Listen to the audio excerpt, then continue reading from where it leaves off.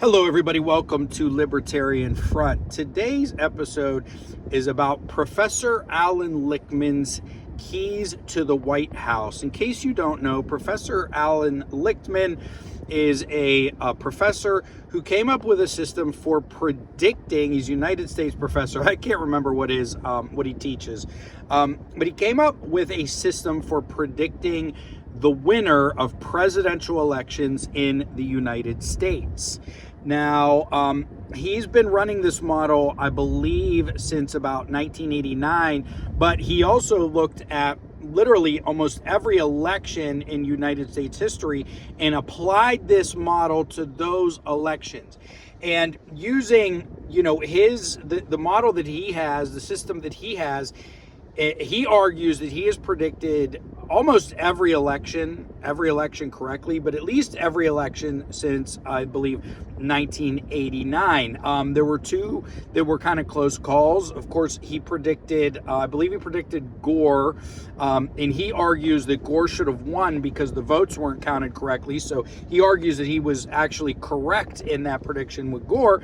And then he also predicted, I believe he predicted Donald Trump, and he might have had one other prediction that was a little bit off. I think with Trump, he said something along the lines of he would win the popular vote, but he ended up winning the Electoral College. So those two are a little bit controversial, but if you watch Allan Lichtman, he says that those were correct, okay? So he's going to use this system, the Keys to the White House, and he's used it now to make a prediction for the current election, which is going to occur tomorrow.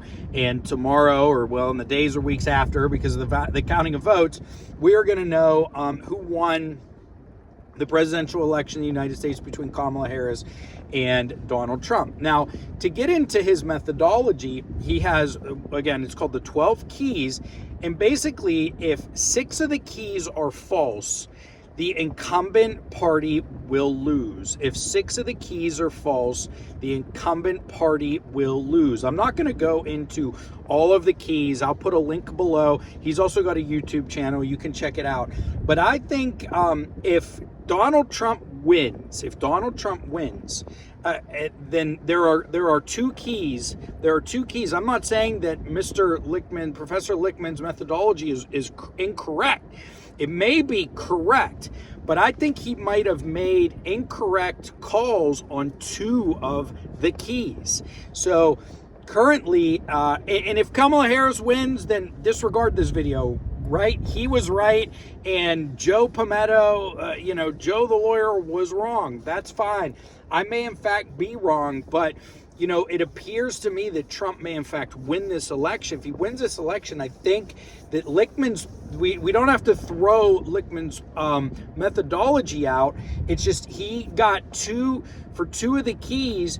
He made wrong analyses, the incorrect analysis of 2 of his keys. So he currently has, remember, he has to get 6 false. He currently has the Democratic Party, as having 4 false keys.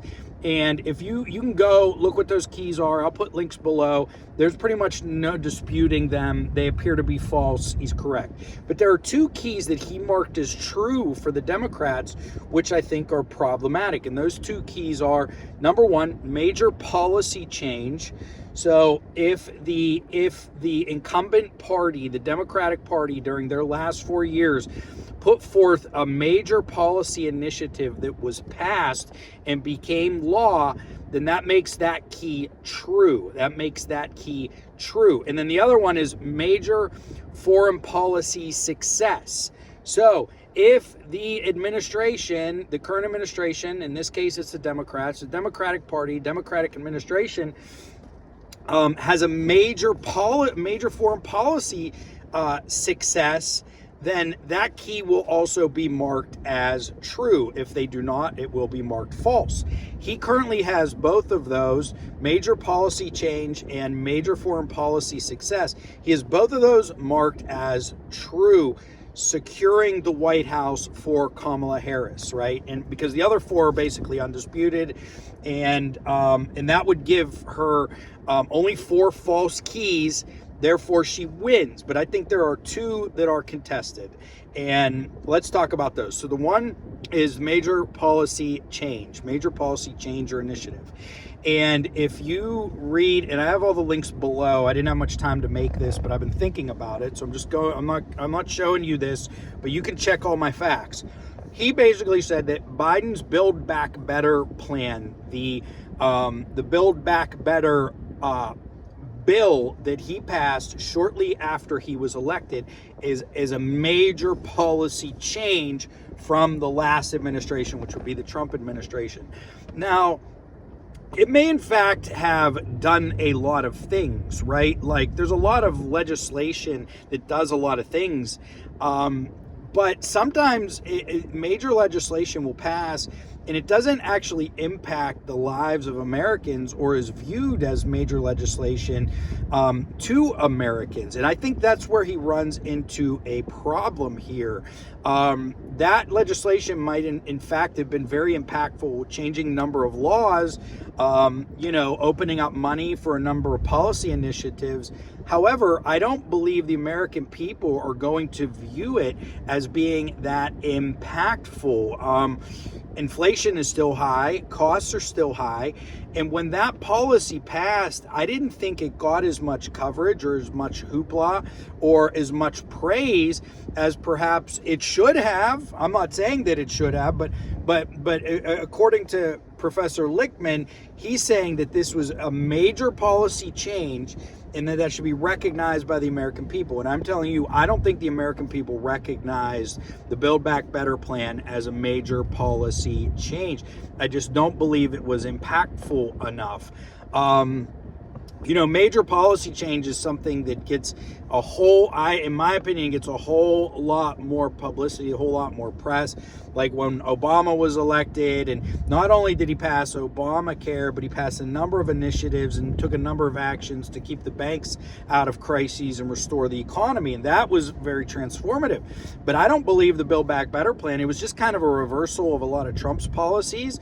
I don't think that is impactful enough of a policy change for him to make that key false, because besides that plan, Biden really hasn't gotten too much done domestically.